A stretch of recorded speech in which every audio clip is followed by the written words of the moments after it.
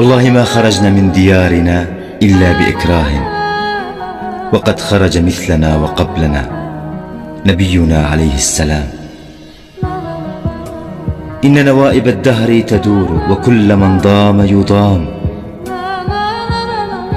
كنا في بلادنا ملوكا وأسيادا، شاءت الأقدار أن تسوقنا الحرب على الحدود كالأغنام.